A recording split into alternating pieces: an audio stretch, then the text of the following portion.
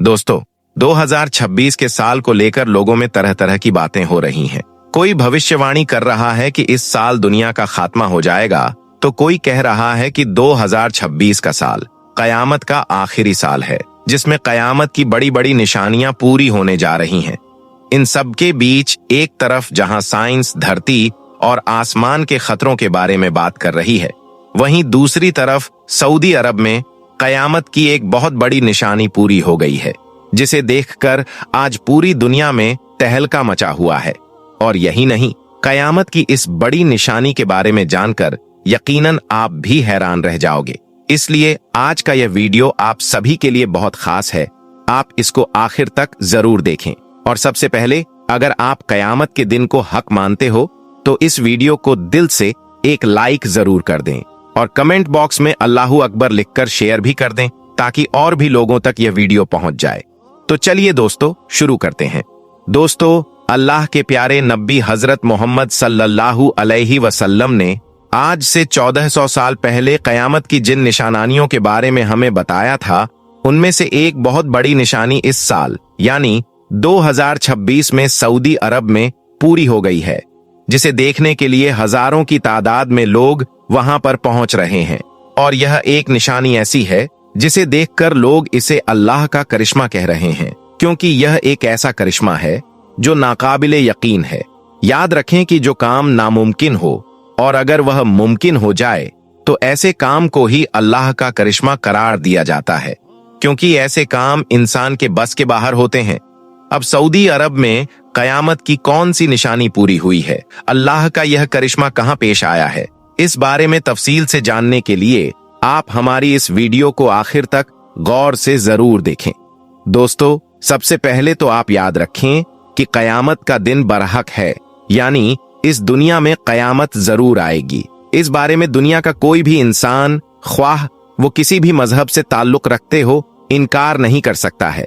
लेकिन यह कयामत कब आएगी, किस साल आएगी, इस बारे में अल्लाह के सिवा कोई नहीं जानता। यह एक ऐसा राज्य है जो अल्लाह ताला ने किसी भी फरिश्ते या किसी भी नबी को नहीं बताया। एक मर्तबा हजरत जिब्राइल अलैहिस्सलाम ने अल्लाह के प्यारे नबी से पूछा कि या रसूल अल्लाह सल्लल्लाहु अलैहि वसल्लम, कयामत कब आएगी? तो उनको भी यही जवाब मिला कि जिससे पूछा जा रहा है वह भी पूछने वाला से ज्यादा नहीं जानता। कुरान पाक में भी यही बताया गया है कि कयामत के मुकर्रर वक्त का इल्म सिर्फ अल्लाह के पास है। जैसा कि कुरान पाक में इरशाद है, यह लोग आपसे कयामत के बारे में पूछते हैं कि कयामत कब आएगी, तो आप फरमा दीजिए कि इसका इल्म तो सिर्फ मेरे रब को ही है। कयामत को उसके सही वक्त पर अल्लाह के सिवा कोई दूसरा जाहिर नहीं करेगा। वह जमीन और आसमान में बड़ा भारी हादसा होगा और वह तुम पर अचानक आ पड़ेगा। ये लोग आपसे ऐसे पूछते हैं जैसे आप गोया इसकी तहकीक कर चुके हैं। बस आप फरमा दीजिए कि इसका इल्म सिर्फ मेरे रब के पास है। दोस्तों, कयामत की ऐसी बहुत सी निशानियां हैं जिनका जिक्र कुरान और हदीस में मिलता है और जो आज के इस दौर में तकरीबन पूरी हो चुकी हैं।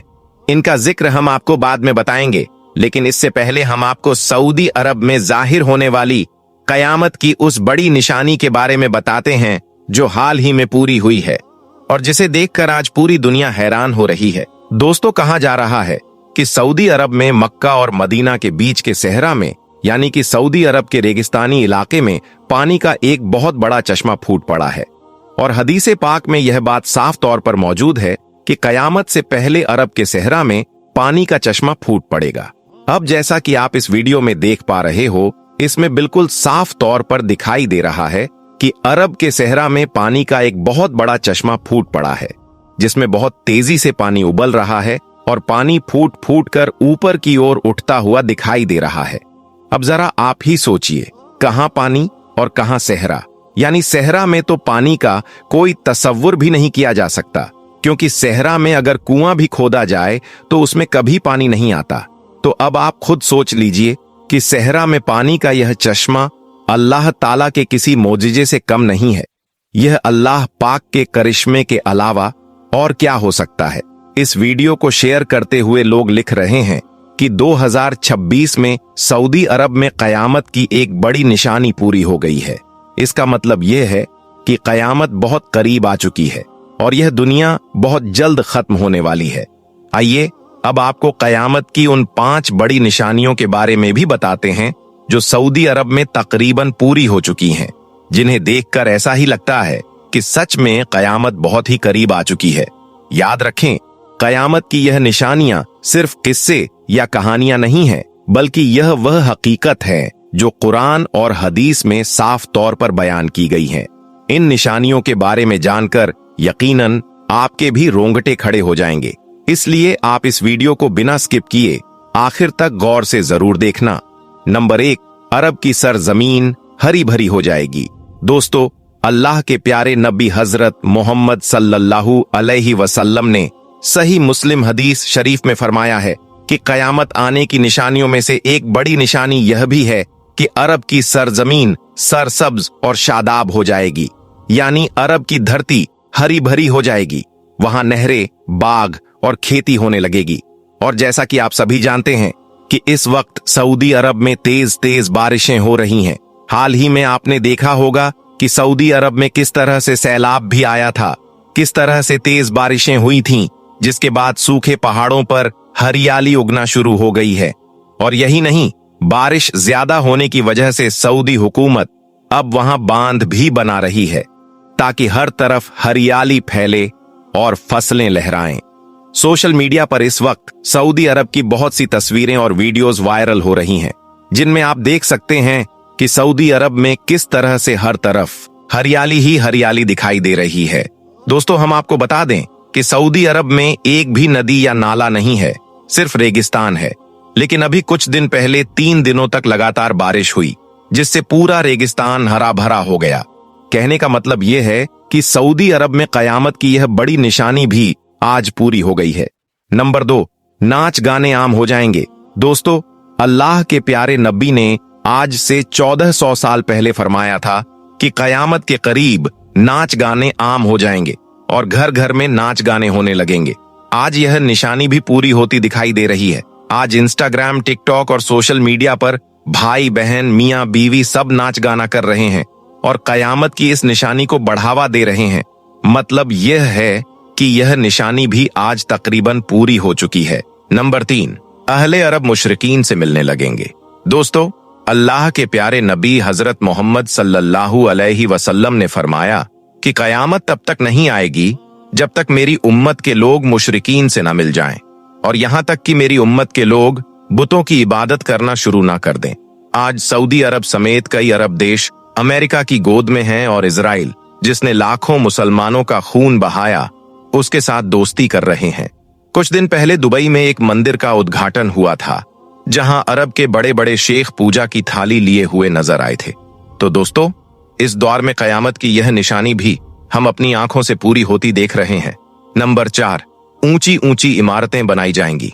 दोस्तों, अल्लाह के प्यारे नबी हजरत मोहम्मद सल्लल्लाहु अलैहि वसल्लम ने फरमाया कि ऊंट और बकरियां चराने वाले नंगे बदन और नंगे पैर वाले लोग एक दूसरे से मुकाबला करते हुए ऊंची ऊंची इमारतें बनाएंगे और उन पर फख्र करेंगे।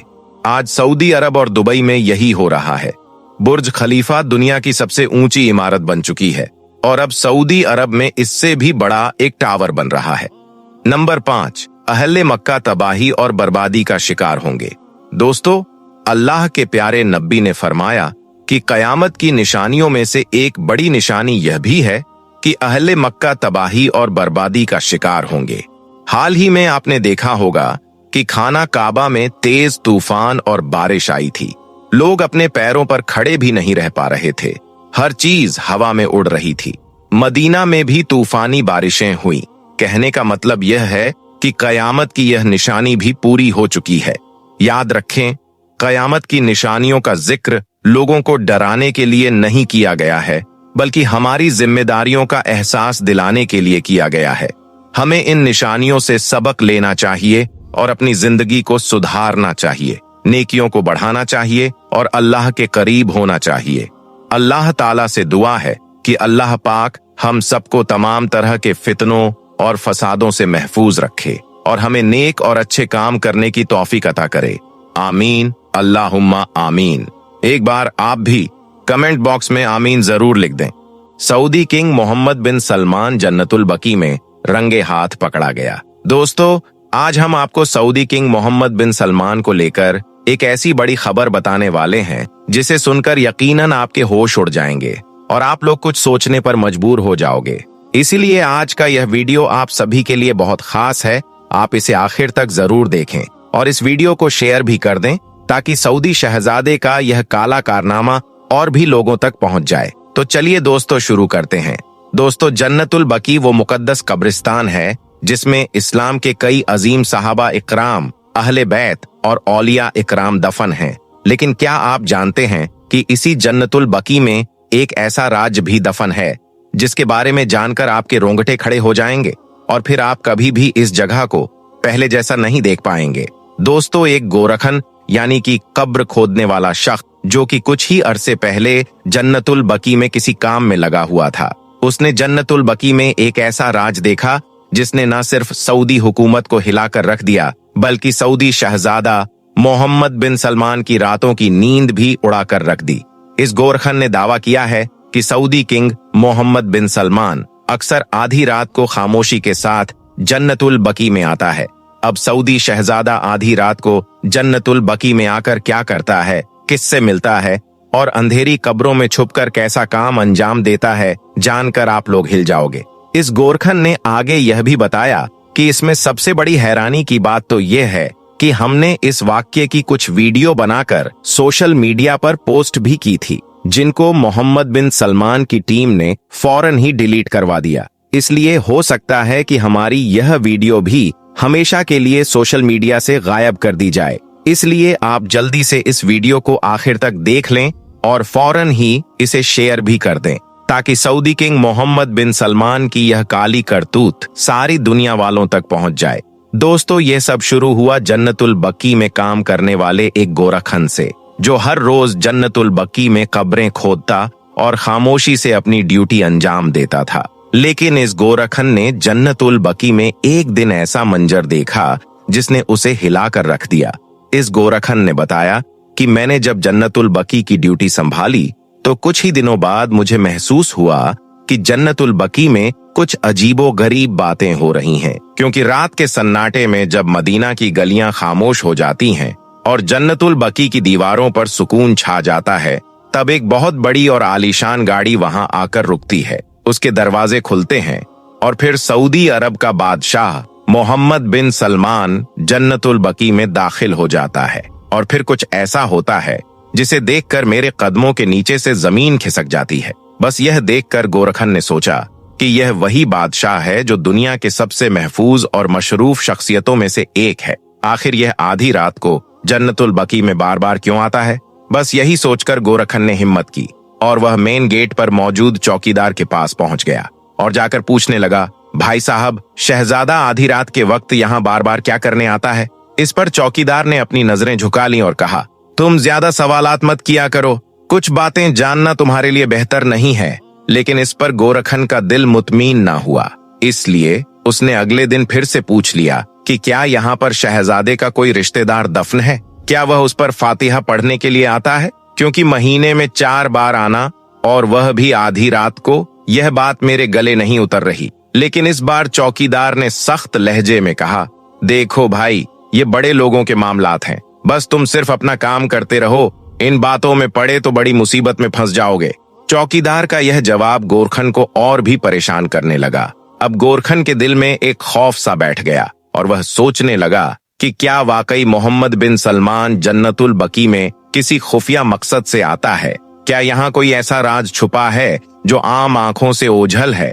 क्या वाकई जन्नतुल बकी के नीचे कोई खुफिया तहखाना मौजूद है? दोस्तों, यह कहानी यहीं खत्म नहीं होती, बल्कि यह तो बस शुरुआत है। अगले कुछ लम्हों में आपको पता चल जाएगा कि जब गोरखन ने हिम्मत करके रात के वक्त जन्नतुल बकी की निगरानी करनी शुरू की तो उसने ऐसा क्या देखा कि उसके होश उड़ गए। दोस्तों, उस रात चांदनी मदीना की फिजाओं में खामोशी का पर्दा डाल रही थी। जन्नतुल बकी के दरो दीवार पर एक खौफ सा छाया हुआ था। इधर गोरखन कई दिनों से अपने दिल में यह बड़ा राज लिए घूम रहा था और आखिरकार उसने फैसला कर लिया था। इसलिए वह रात के सन्नाटे में एक घने पेड़ के पीछे जाकर छिप गया। उसका दिल तेजी से धड़क रहा था, पूरा जिस्म पसीने से भीग गया था लेकिन उसकी नजरें कब्रिस्तान के मेन गेट पर टिकी थीं। फिर जैसे ही घड़ी में 12 बजे, वही स्याह रंग की गाड़ी जो कई दिनों से लगातार आ रही थी, आहिस्ता से आकर गेट पर रुकी। और फिर अगले ही पल सऊदी अरब का शहजादा मोहम्मद बिन सलमान गाड़ी से तन्हा उतरा।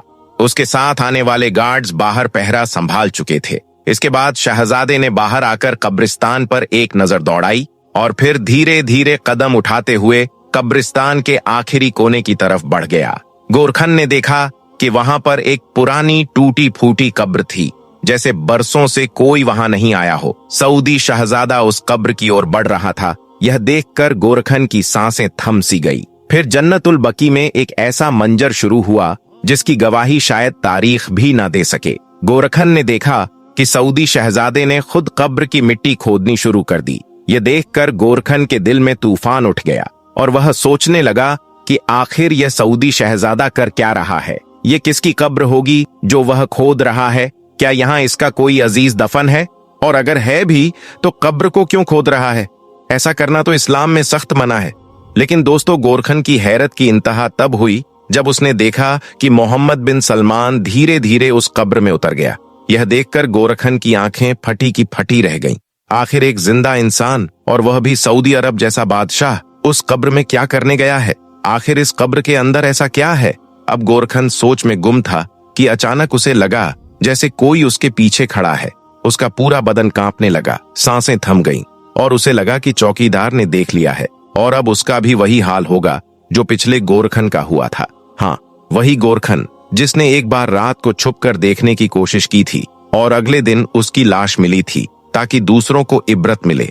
यह सोचकर गोरखन पसीने से तरबतर हो गया और अपनी मौत को करीब महसूस करने लगा। लेकिन जैसे ही उसने पीछे मुड़कर देखा, वहां सिर्फ एक बिल्ली थी। ये देखकर उसकी जान में जान आई, लेकिन उसका ध्यान अब भी कब्र में उतरे शहजादे पर था। कुछ देर बाद शहजादा वापस कब्र से बाहर आया। अब उसके चेहरे पर एक अजीब सा सुकून था, जैसे वह कोई बड़ा काम करके आया हो। उसने अपने कपड़ों से मिट्टी झाड़ी और चारों तरफ देखा। ये देखकर गोरखन हैरान था कि बिना ऑक्सीजन के इतनी देर कब्र में रहने के बावजूद शहजादा बिल्कुल ठीक था। अब गोरखन की नींदें उड़ चुकी थीं। अगली रात शहजादा फिर आया। इस बार उसके हाथ में एक स्याह रंग का थैला था। वह बिना झिझक सीधा उसी कब्र की ओर गया और उसमें उतर गया। लेकिन इस बार किस्मत ने गोरखन का साथ नहीं दिया। चौकीदार ने उसे देख लिया और फौरन उसके पास पहुंचकर गुस्से से बोला, तुझे शर्म नहीं आती? चुपके चुपके क्या देख रहा है? अगर यह बात मोहम्मद बिन सलमान तक पहुंची तो तेरा क्या अंजाम होगा जानते हो? यह सुनकर गोरखन घबरा गया। उसके हाथ पांव कांपने लगे और वह गिड़गिड़ाते हुए बोला, मुझे माफ कर दो, आइंदा ऐसी गलती नहीं करूंगा। इसके बाद चौकीदार ने उसे आखिरी चेतावनी दी और कहा, अगर दोबारा यहां आया तो अपनी जान की जिम्मेदारी खुद की होगी। अब गोरखन ने वादा तो कर लिया, लेकिन उसका दिल नहीं माना। उसे लगा इतना बड़ा राज छुपाना गुनाह है, इसलिए वह सीधा पुलिस स्टेशन गया और जाकर सब बयान कर दिया। लेकिन पुलिस अफसर हंसने लगे और बोले, क्या तू पागल हो गया है? ऐसी बातें सऊदी शहजादे पर इल्जाम लगाकर करता है? क्या तू होश में है? गोरखन कहता रहा, एक बार कब्र को खोलकर देख लीजिए। अगर मेरी बात गलत साबित हुई तो मेरा सर कलम कर दीजिए। लेकिन किसी ने बात नहीं सुनी। एक पत्रकार जो वहां मौजूद था बोला, इस्लाम में इंसाफ सबके लिए बराबर है, चाहे बादशाह हो या गुलाम। उसने नबी की हदीस को सुनाया कि अगर मेरी बेटी फातिमा भी चोरी करे तो उसका भी हाथ काट दिया जाए। सही बुखारी हदीस नंबर 6758। लेकिन पुलिस ने बात मानने से इनकार कर दिया। तब उस पत्रकार ने यह मामला सोशल मीडिया पर डाल दिया, जो देखते देखते वायरल हो गया। फिर जांच में पता चला कि वह कब्र दरअसल एक खुफिया तहखाना थी, जिसमें ऑक्सीजन सिलेंडर रखे थे और सोने के छोटे छोटे जखीरे जमा किए जा रहे थे। यह सोना सऊदी अरब के एक खास पहाड़ से निकाला गया था, जिसे हुकूमत से छुपाने के लिए वहां रखा गया था। लेकिन जैसे ही यह खबर फैली, सऊदी हुकूमत हरकत में आई और उन वीडियो को सोशल मीडिया से डिलीट करवा दिया। गोरखन और उस पत्रकार को झूठा करार देकर गायब कर दिया गया। अब सवाल उठता है कि सऊदी अरब में किस पहाड़ से यह सोना निकाला जा रहा था? क्या वाकई इस कब्र के नीचे कोई तहखाना था? और क्या सऊदी शाही खानदान इस खजाने का निगहबान था? इन सब के जवाब आज भी रहस्य में हैं। अब दोस्तों, यह वाकया सच्चा है या झूठा, इसका इल्म सिर्फ अल्लाह ताला के पास है। लेकिन एक बात तय है कि यह खबर सोशल मीडिया पर कई दिनों तक घूमती रही। लाखों लोगों ने इसे देखा और सुना, कुछ ने इसे हकीकत माना और कुछ ने इसे सिर्फ सनसनीखेज कहानी समझा। अब इस कहानी के बारे में आपकी क्या राय है? आप कमेंट बॉक्स में अपनी राय जरूर बताइए। दोस्तों, मक्का मुकर्रमा की पाक जमीन पर मौजूद आबे जमजम सिर्फ एक कुआं नहीं, बल्कि अल्लाह ताला की वह जिंदा निशानी है जो सदियों से इंसानियत को यह याद दिला रही है कि जब रब चाहता है तो बंजर रेगिस्तान से भी रहमत के दरिया बहा देता है। दोस्तों, हाल ही में मक्का में जमजम के कुएं से जुड़ा एक ऐसा वाकया सामने आया जिसने पूरी दुनिया को हैरत में डाल दिया।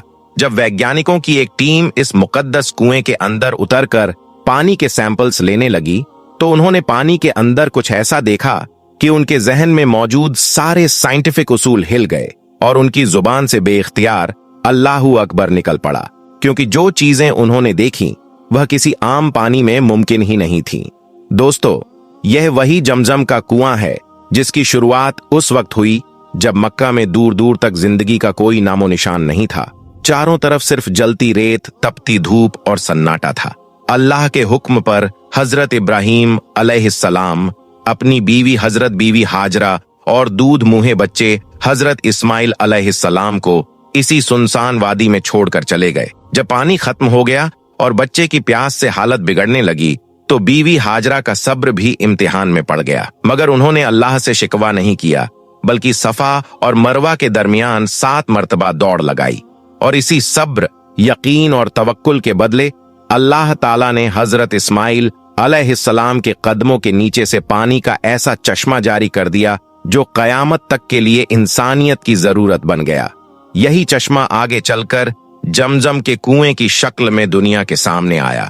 दोस्तों, जमजम के पानी की अहमियत का अंदाजा इसी बात से लगाया जा सकता है कि हमारे प्यारे नबी हजरत मोहम्मद सल्लल्लाहु अलैहि वसल्लम ने फरमाया कि जमजम का पानी जिस नियत से पिया जाए अल्लाह ताला उसे उसी नियत के साथ कबूल फरमाता है। नबी सल्लल्लाहु अलैहि वसल्लम खुद जमजम का पानी खड़े होकर पीते थे और फरमाते थे कि यह भूख मिटाता है, प्यास बुझाता है और बीमारी से शिफा देता है। दोस्तों, हदीसों में आता है कि नबी सल्लल्लाहु अलैहि वसल्लम ने जमजम के पानी से वजू भी किया और सहाबा इकराम को इसकी फजीलत बयान की। यही वजह है कि आज भी हाजी और उमराह करने वाले जमजम का पानी शिफा और बरकत समझकर पीते हैं। दोस्तों, जब 1995 में जर्मनी के साइंटिस्ट डॉक्टर फाइफर ने जमजम के पानी पर रिसर्च की तो वह भी दंग रह गए। उन्होंने पाया कि इस पानी में कैल्शियम, मैग्नीशियम, पोटेशियम और फ्लोराइड का ऐसा परफेक्ट बैलेंस है जो इंसानी जिस्म के लिए बेहद मुफीद है। सबसे हैरान करने वाली बात यह थी कि हजारों सालों से इस्तेमाल के बावजूद इस पानी में किसी भी तरह के बैक्टीरिया मौजूद नहीं है, जबकि साइंस कहती है कि कोई भी नेचुरल वाटर सोर्स इतना अरसा चल ही नहीं सकता। मगर जमजम का कुआं आज भी उसी ताकत और ताजगी के साथ पानी दे रहा है। दोस्तों, यही वजह है कि साइंस आज तक इस बात का जवाब नहीं दे पाई कि आखिर जमजम का पानी कभी सूखता क्यों नहीं। कुछ लोग कहते हैं कि यह किसी गहरे अंडरग्राउंड सोर्स से जुड़ा है, मगर कोई भी थ्योरी पूरी तरह साबित नहीं हो सकी।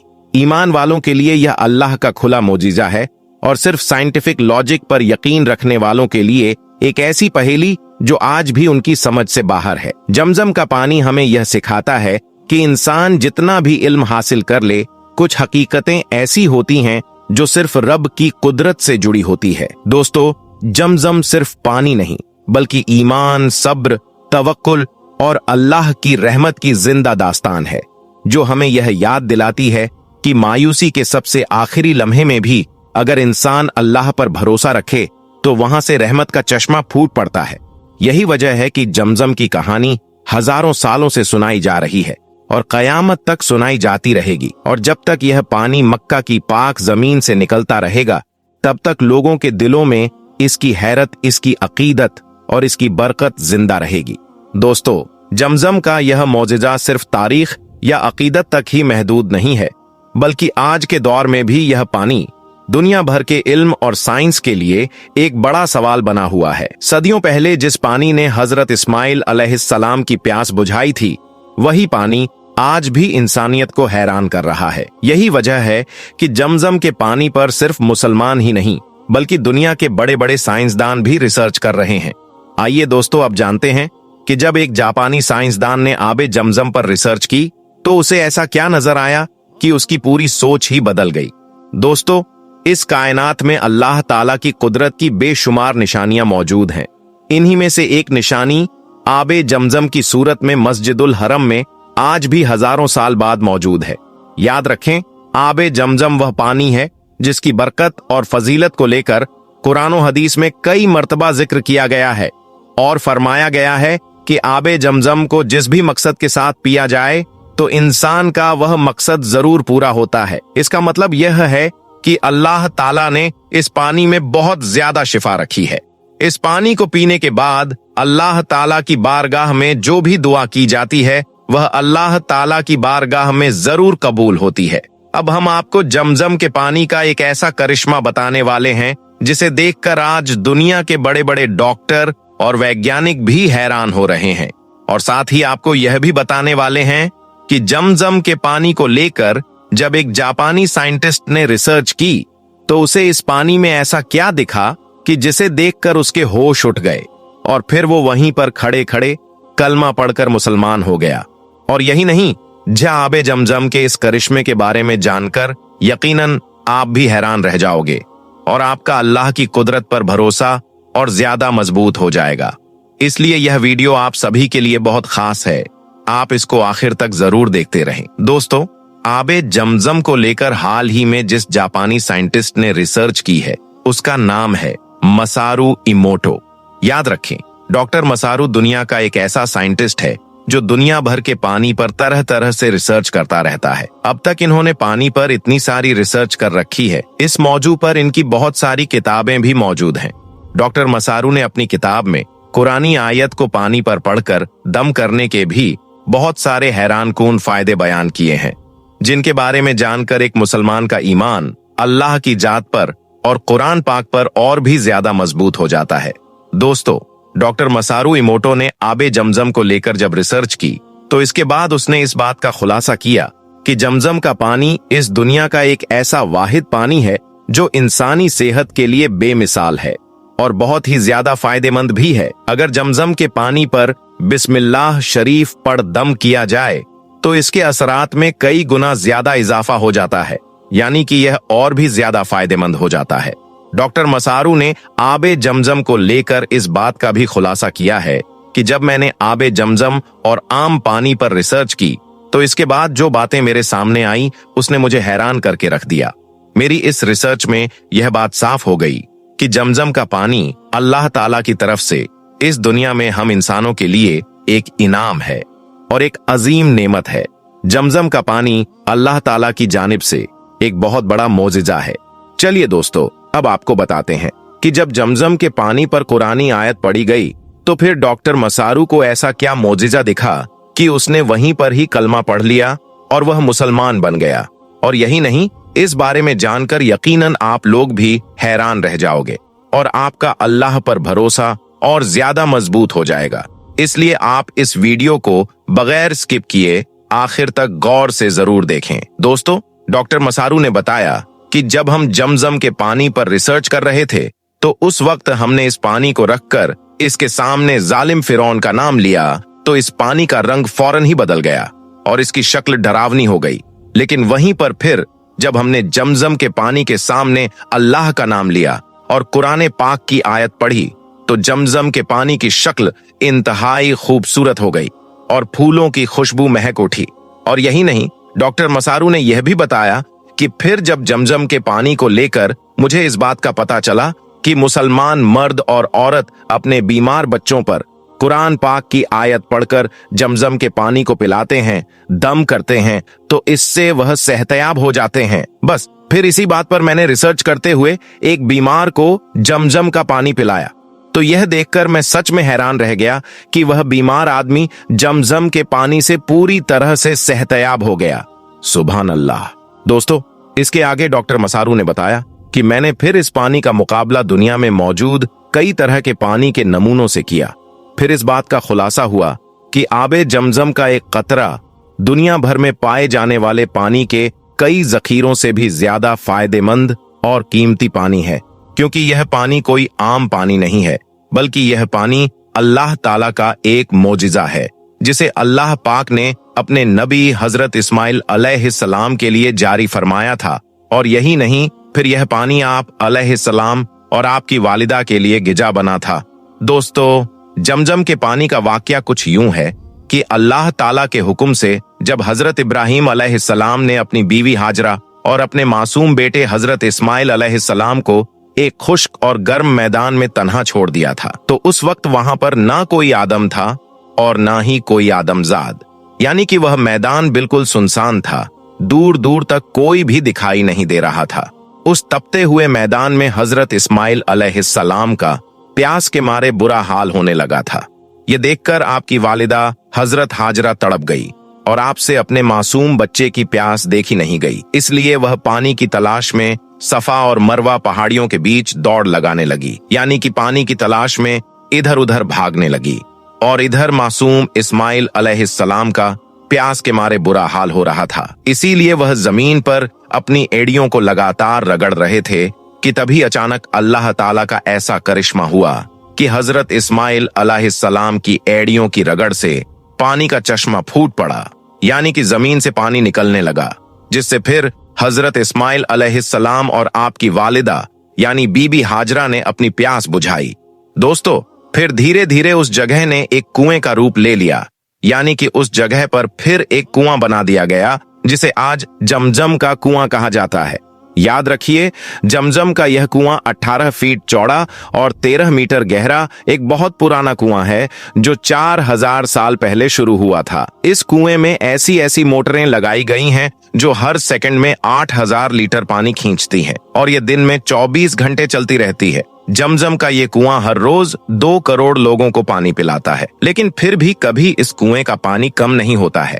इसका मतलब यह है कि जमजम के पानी का लेवल कभी भी कम नहीं होता है। ये पानी जब से शुरू हुआ था तब से लेकर आज तक इसका लेवल कभी भी कम नहीं हुआ है और ना ही कभी इसका कोई जायका बदला है।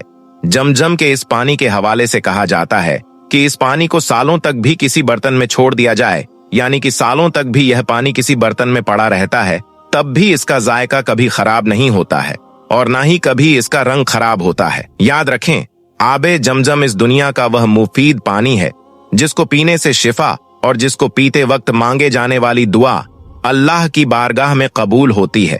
अल्लाह के प्यारे नबी हजरत मोहम्मद सल्लल्लाहु अलैहि वसल्लम ने फरमाया, इस रुए जमीन पर सबसे ज्यादा उम्दा पानी आबे जमजम है। दोस्तों, कुछ साल पहले ब्रिटिश एजेंसी ने यह दावा किया था कि जमजम के इस पानी में खतरनाक किस्म के जरासीम पैदा हो चुके हैं, यानी कि इस पानी में कई तरह के कीटाणु पैदा हो चुके हैं, इसलिए अब यह पानी इंसानी सेहत के लिए बहुत ही ज्यादा खतरनाक बन गया है। इनके इस बयान का आधार था कि जमजम का पानी समुद्र के तल से भी नीचे का पानी है और यह मक्का शहर के बीचों बीच मौजूद है। इस वजह से मक्का शहर का गंदा पानी नालों के जरिए से इस कुएं में जाकर जमा हो जाता है। इसके बाद जैसे ही यह खबर सऊदी किंग मोहम्मद बिन सलमान तक पहुंची, तो इन्होंने इनकी इस बात को गलत साबित करने का फैसला कर लिया। इसलिए फिर इन्होंने फौरन ही सऊदी के जल संसाधन मंत्रालय को इस मामले की जांच करने और जमजम के पानी का सैंपल यूरोपियन लेबोरेटरी में भेजने का आदेश दे दिया। दोस्तों, इसके बाद यूरोप के एक बहुत बड़े वैज्ञानिक को जमजम के इस पानी का निरीक्षण करने की जिम्मेदारी सौंपी गई, जिसने फिर जमजम के पानी की जांच करनी शुरू कर दी। फिर इनकी जांच में जो बातें सामने आई, उनके बारे में जानकर दुनिया के बड़े बड़े डॉक्टर और वैज्ञानिक भी हैरान रह गए। इनकी इस जांच में आया कि जमजम के पानी में और मक्का शहर के दूसरे पानी में कैल्शियम और मैग्नीशियम सॉल्ट्स की मात्रा में बहुत ज्यादा फर्क है। जमजम के पानी में यह दोनों ही तत्व बहुत ज्यादा पाए गए। शायद यही वजह है कि जमजम का पानी कमजोर हाजियों को भी ऊर्जावान और तरोताजा कर देता है। दोस्तों, यूरोपियन लेबोरेटरी में जमजम के पानी की जांच करने के बाद साइंसदानों ने बताया कि यह जमजम का पानी इंसानी सेहत के लिए बहुत फायदेमंद है। और यही नहीं, इस जांच से यह बात भी साबित हो गई कि जमजम का पानी इंसानों के लिए रब की तरफ से एक बेहतरीन नेमत है।